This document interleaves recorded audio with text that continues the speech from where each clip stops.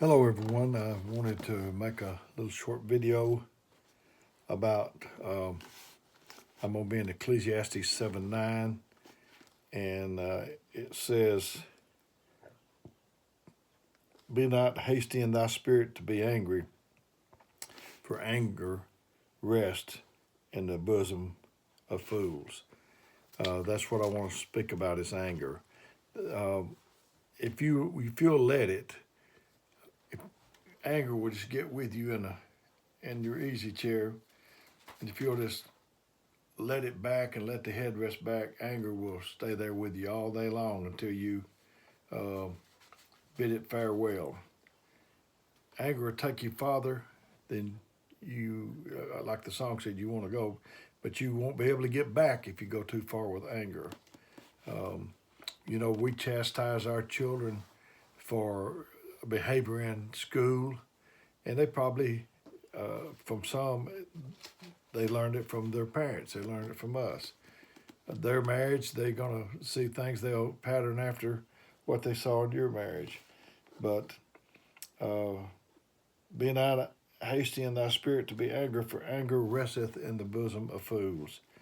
Um, we chastise children for behavior that we do.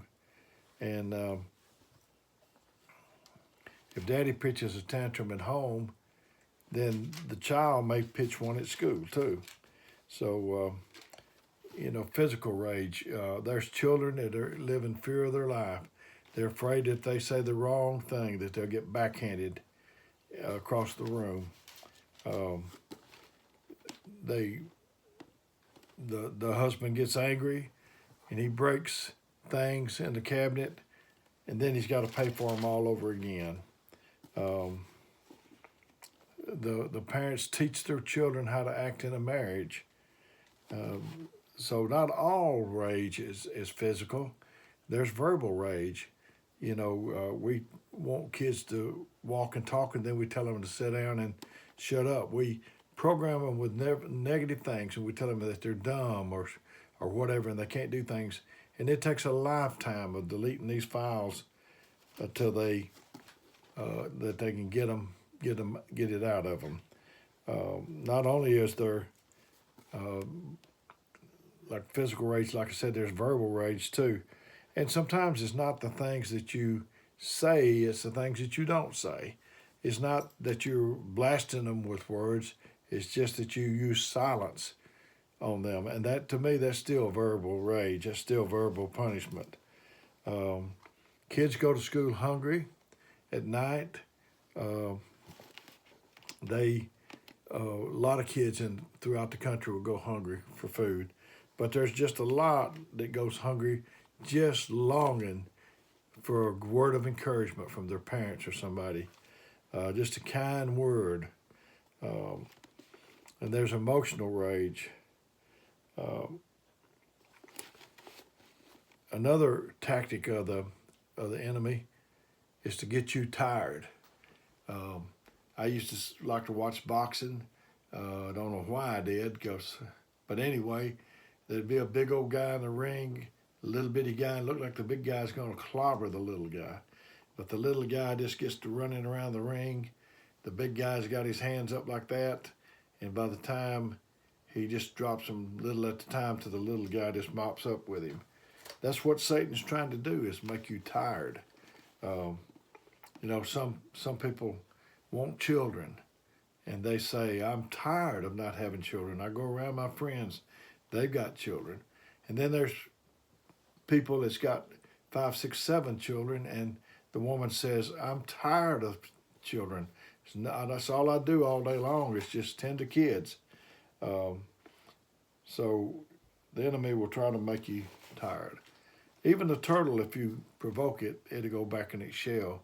So when someone's not responding to you, um, they're tired of your uh, anger and your tactic.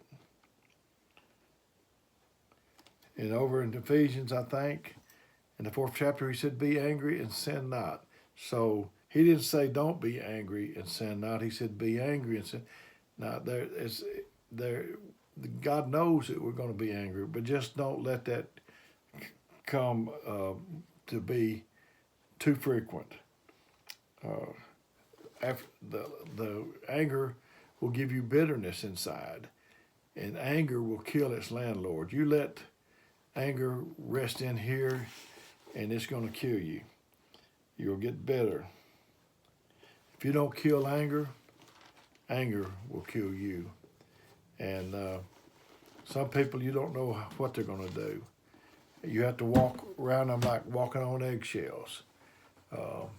There's some people, when they come in the room, it's sunshine and roses. And some people, when they come into the room, it's thunder and lightning. So bitterness to kill you. If I have acid in my hand and I'm going to try to pour it on you, but before I can get there, the acid will eat up your hand. I used to be in pest control, and I've told this a lot of times on the floor, but we killed different things, and one thing we dealt with was mice. And if you said, can you take care of my mice? I'd say, yeah. And I'd say, I got these snap traps. And you say, oh, no, I don't want that. That breaks its neck. It's not human to me. It's inhumane or whatever. And I said, well, okay, I got these glue boards. They said, oh, no, that's not good. That they get stuck on there and it just pulls their little limbs apart. And I said, well, the only other option I got is bait. Well, that'll be fine.